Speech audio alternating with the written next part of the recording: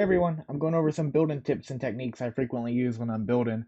I tried my best to keep this one short and engaging. Let me know if this video helps you out at all or if I missed anything. But we're going to jump right in here. Let's talk about PIPS. What is PIPS?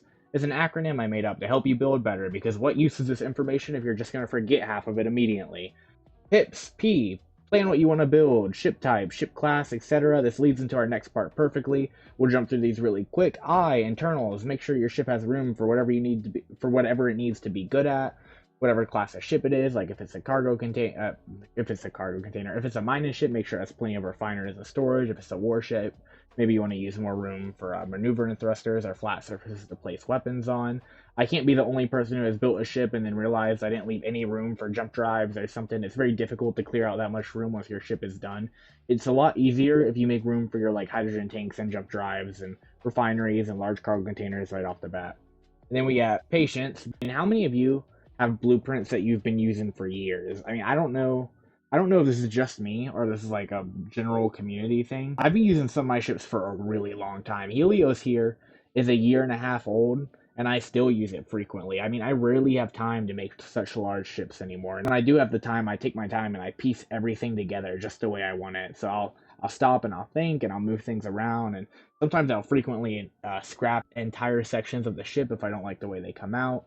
I mean, this really isn't about speed. This is about like aesthetics and like how your ship comes out looking, and you want to be satisfied with it because you want to be able to use it for a while. And then I have S, which is sacrifice. Sometimes you'll have to sacrifice looks for functionality.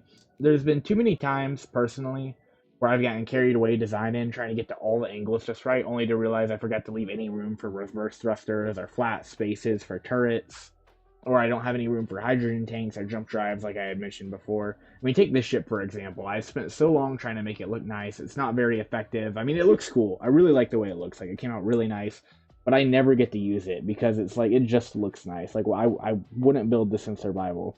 Helios looks nice, and I would build it in survival because it's practical. So it's nice to make these things practical. I mean, I'm building my ships for survival. I don't know if you guys are building your ships for survival, but that's kind of like my goal, to like meet a visual expectation and a practical expectation, and kind of bring them up on par. Maybe a little more visual than practical, and for my preference, like I might like my stuff to look a little better. You might like your stuff to work a little better, but occasionally you'll have to make sacrifices about like maybe you'll have to cut out a smooth corner so you can put some reverse thrusters in, or maybe you'll have to take some of the shape off of your ship so you have more flat surfaces for weapons, or extend it out in a way that you weren't super comfortable with, but like you want your ship to be usable.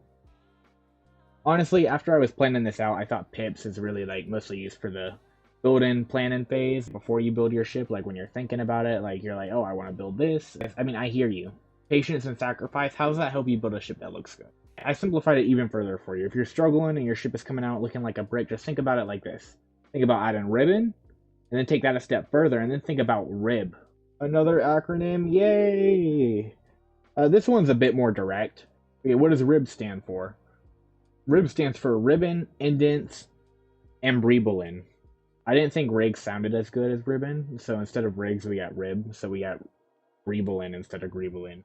Yeah, I don't know, rigs didn't sound that good. It's really not that hard. It's pretty easy. If it's looking plain, add a space every block, there's your ribbon. Like, and then double rib it, add a space every 3 to 5 blocks on top of that, and then it's already looking much better. Then you have like sections of the ship, and then you have ribs between that where you have some little indents. It adds a lot of texture.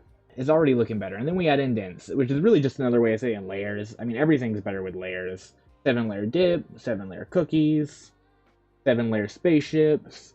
I mean, it's really easy stuff. Like, make an outline of the ship, extend out 1 block. This is especially useful when you don't have any room left to cut into your ship. Then you take your outline and you greeble into it, maybe replace the tops or bottoms of the outlines with slope blocks. We have breebelin. Flat surfaces can look good too. There's honestly so many ways you could go about this. I mean, you could throw in some interior walls or pipe blocks. That always looks nice to add some texture.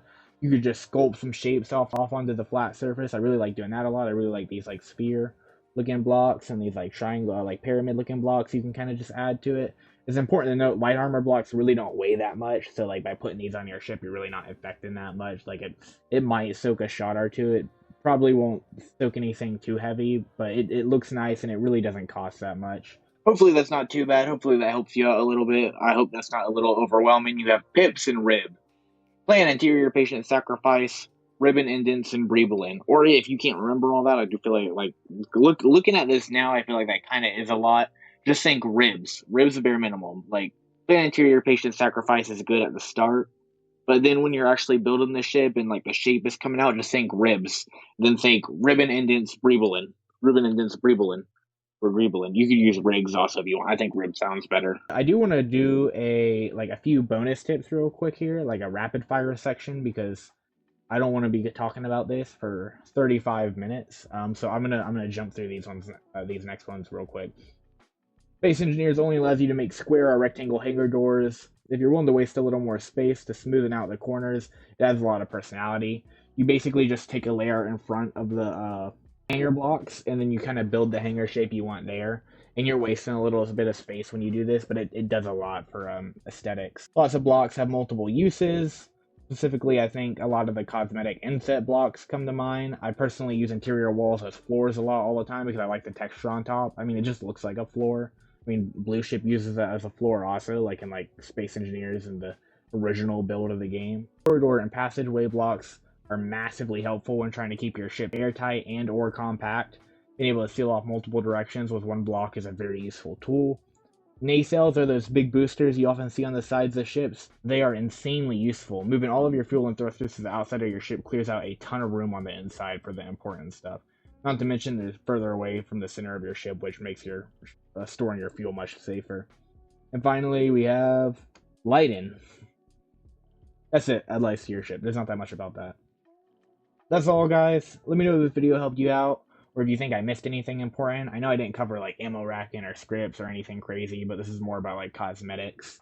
I mean, I'm not like super into all that stuff, anyways. Like I do it sometimes on my warships, but like hardly any other ships. I also know I'm not the best at explaining things. I tried my best here to break some things down into like some techniques I use when making my ships. Especially I've been getting like some compliments and stuff. You guys have really been like building my ego lately.